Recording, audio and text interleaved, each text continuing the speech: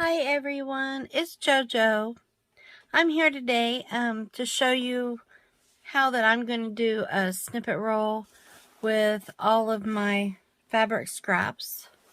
I'm going to start out just mainly with the fabrics, and then I'll move into adding lace, and I'll go through the steps and show you how that I slow stitch it all together, and then in the end I'll show how that I'm going to add my embellishments. This is actually the second one that I've done. I tried to do a video before and I totally lost it. So I hope that you'll enjoy this and we will get started.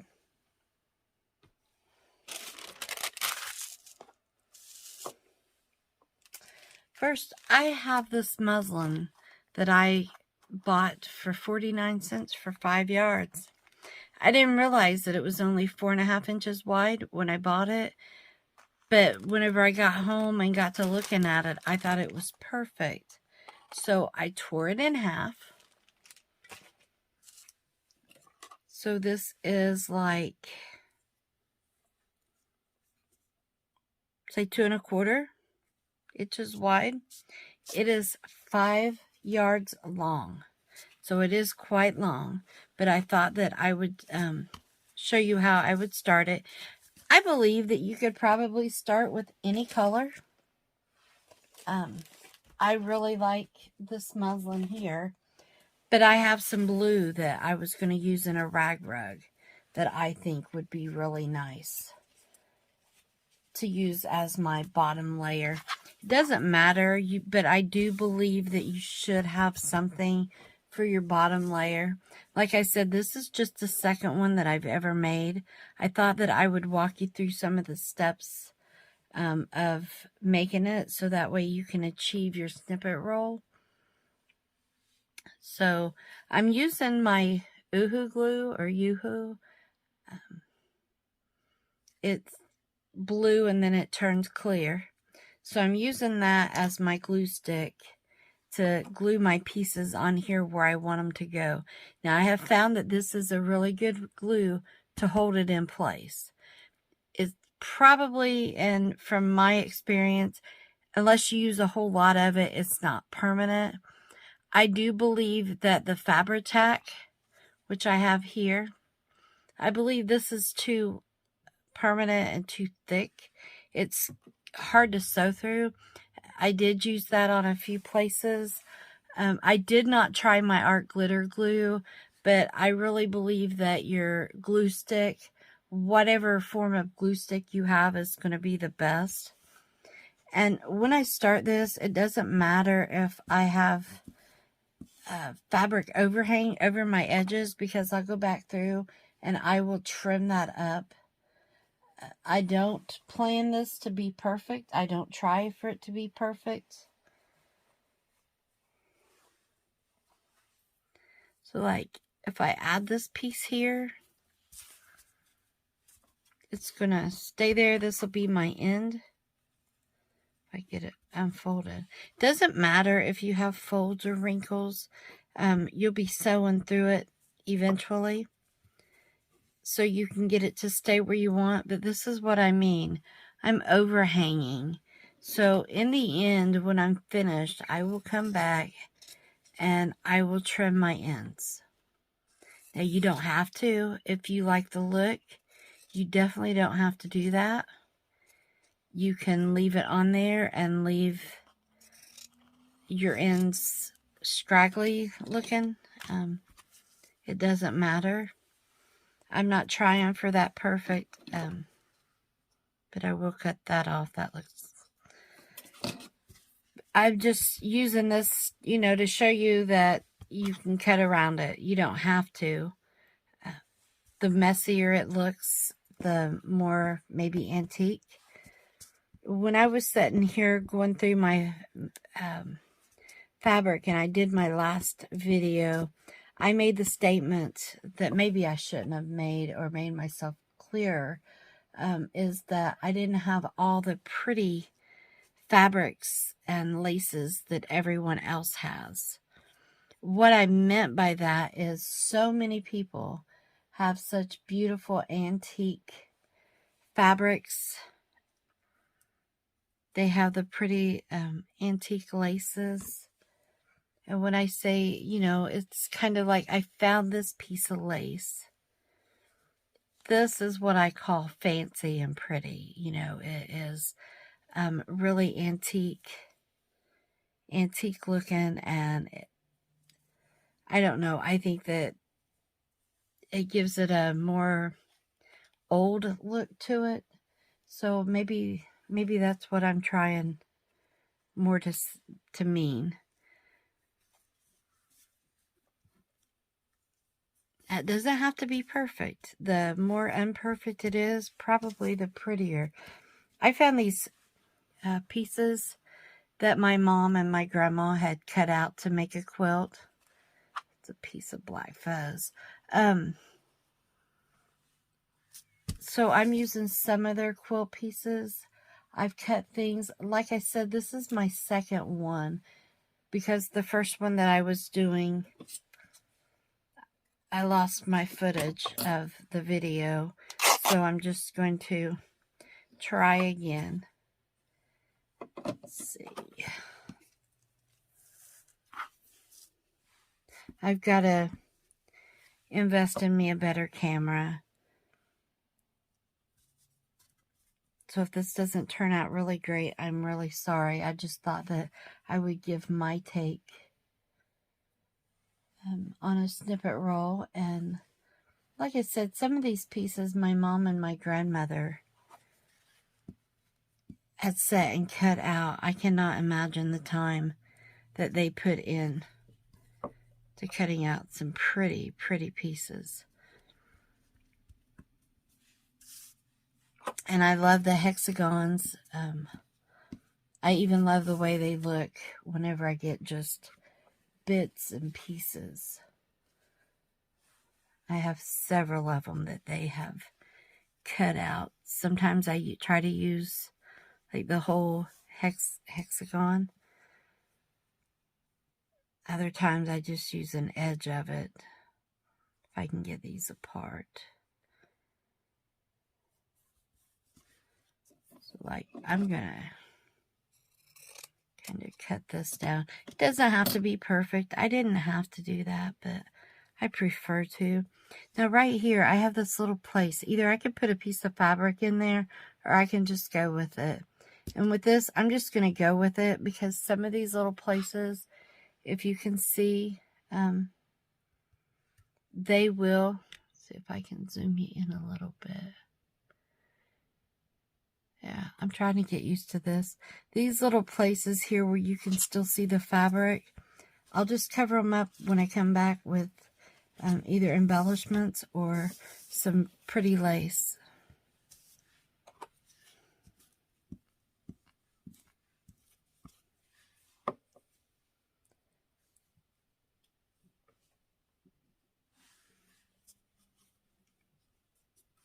And it doesn't matter that my fabric overlaps. You'll see whenever I get closer. And I don't want my pieces perfect. I don't want them to look perfect in here.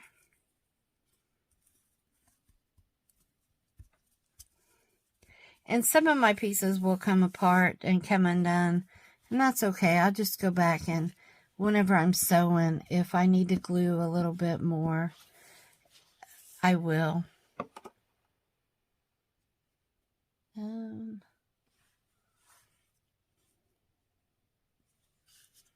Lay that there. I've had fun working on sewing the one that I have started. I haven't added any embellishments to it. I've just been slow stitching it. At night, you know, whenever I'm watching TV, nothing else to do. And I changed my thread quite a bit. I will show you that at the end of this video. And this is all stained up, but that's okay. That's what we're kind of going for. I may take and coffee dye mine when I'm finished. think I'm going to go ahead and just finish laying this piece all the way out.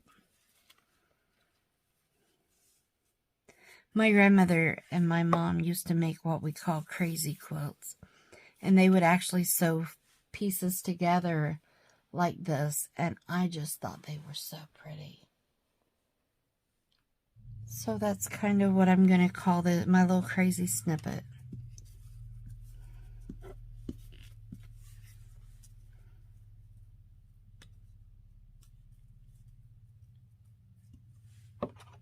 See if I can stay in film. I'll do just a little bit more, and then I will show you the one that I've gotten started. Whenever I get this one finished, I will come back and I will show you how that I sew it.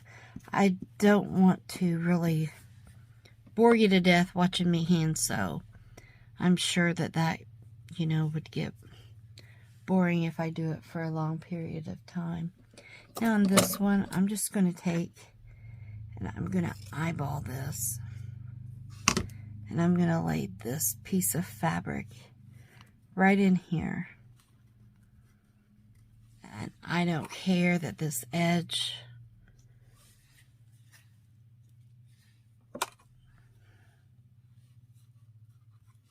because you'll see it really does turn out cute. I'm going to put a little piece here. And like this edging here doesn't matter because we'll come back and take care of that at the very end. I'm trying to pick out of my basket over here.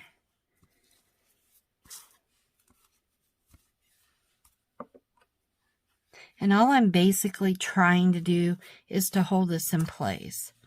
And I've seen a video where I can't remember who it was, but one of the ladies used a piece of heat and bond. And that's okay. I just didn't want to go through all the trouble of grabbing out my iron and ironing it on and then having to lay all my pieces out and then ironing them all on.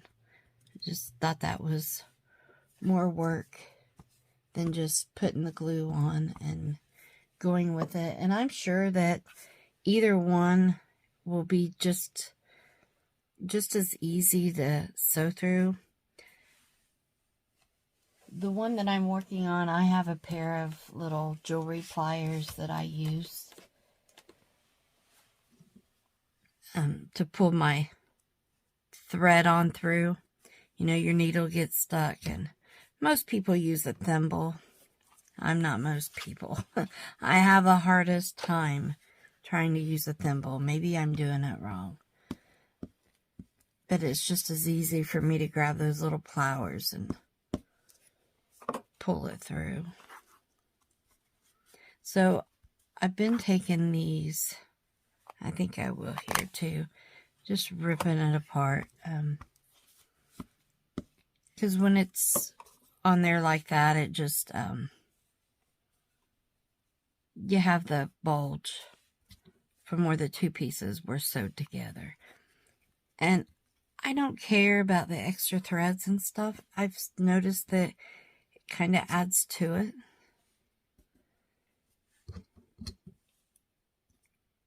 This is a great way, I think, to use up your scraps. Except for the fact that in the end, you're going to have even more scraps when you trim off the edges. Let's see. It's a little bit heavier piece of fabric there. And I don't care which pieces. Look, I took a piece off there.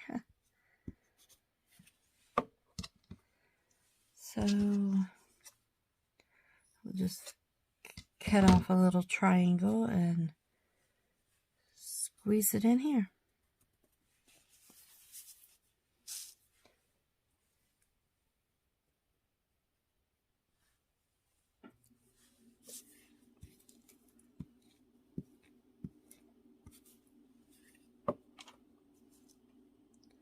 Get a lot of little fibers from the fabric that wants to hang on.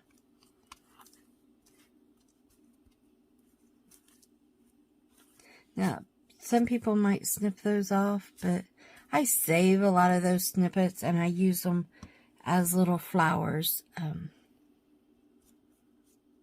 Like under a flower, I'll take a little roll like this, you know, and put it down and then glue a flower in the center of it.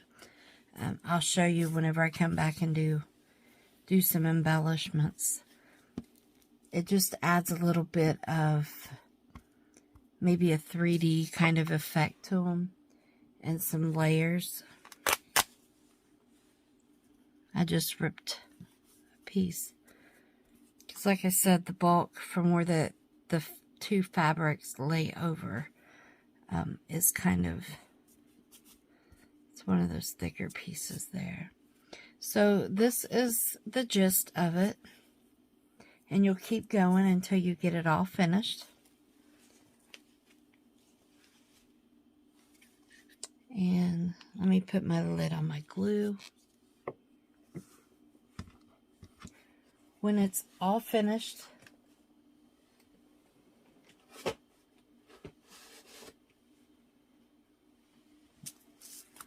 it will be somewhat like this.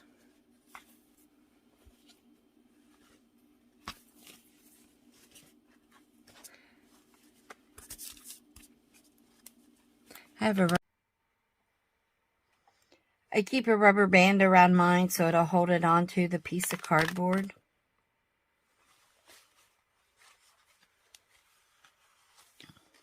So you see all my fabric scraps. There's all sorts of them. And I just use a piece of little cereal box cardboard. And that is just so that way this will stay flat. And it doesn't matter, some of my fabric is over the edge, but I did go back through and cut most of it off. I may have, in the end, I may have some laces, but if you look, my, I used different colors of thread. I didn't have any rhyme or reason. I have all kinds of fibers coming off of this. And that's okay, because I'm going to go back through this in a little while, and I'm going to add different laces and some embellishments. Here, see, I just used a tiny, tiny piece of yellow, and then the thread, just tacked it on there, and it stayed. But this is my snippet roll, and I really like the look of it this way, as opposed to not sewing it. See the difference? Just the threads. I don't know, I think it makes it look older. I may, when I get this finished, I may dip it down into some coffee, so that way it coffee dyes it. My needle. So there it is. When I get it finished, it will be 5 yards long. That is a lot of a snippet roll.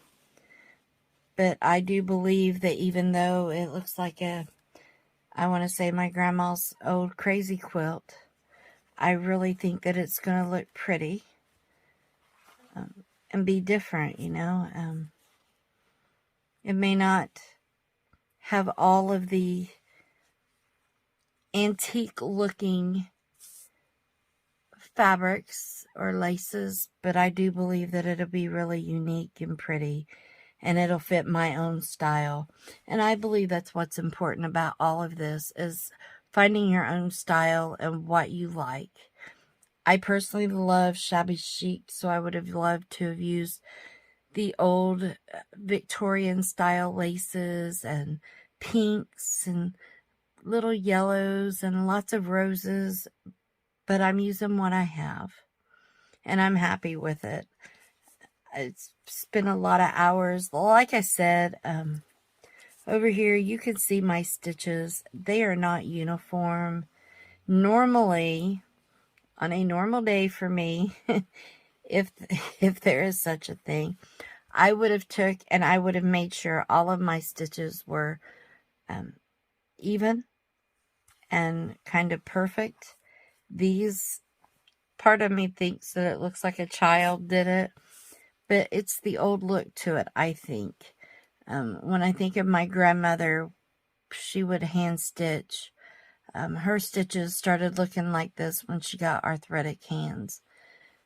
And this is slow stitching. When I come back, you're not going to see the back of this anyway, because you're going to glue it down. But whenever I come back and I add all of my laces and my embellishments, I believe that will make a big difference.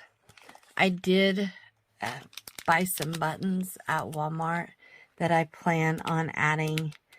I thought that this may tone down some of these bright colors that I used, you know, to add. But I also bought this pack. So I don't know if I use this pack or not, but I definitely plan on using some of the vintage looking buttons. And I have a little box. Sorry about my hand being in front of camera. But I have this little box with some different buttons. So I plan on using buttons. I plan on using some of my handmade flowers. Even though they're paper, I think those will look pretty on here. I don't have any writing. Yeah, I don't have them right here within my arm's reach. I thought maybe I did, but I don't. But I think that those little flowers would look really pretty. And I may go in and use some of the antique papery pages to punch out some different little flowers, just to tone down, like this fabric here. I know it's vintage, but it's not my favorite. So I want to kind of tone it down. And I think that if I come in and add a little piece of lace or something across here, you know, to give you an idea, that'll cover some of that up. So that's what I plan on doing. Or even if I come at it this way. This is like part 3 of my video. I wanted to let you know that I will be back to show you how to do the stitching, how I did it. And then I will do another video to show you how that I add my laces and my embellishments. Again, I'm sorry that this video has been spliced. I've been having a lot of technical difficulties, and I'm trying to raise the funds right now to get me a better camera and a better setup so I can do better videos. Thank you so much for watching, and thanks in advance for understanding. If you like my videos or you have any ideas for anything you'd like to see, like me to do, please just send me an email. My email address will be in the description box below. And if you like this video, please click like and subscribe, and click that little notification buttons to be notified whenever I upload a new video. Thank you so much. Have a great day. Be kind to one another. Bye-bye.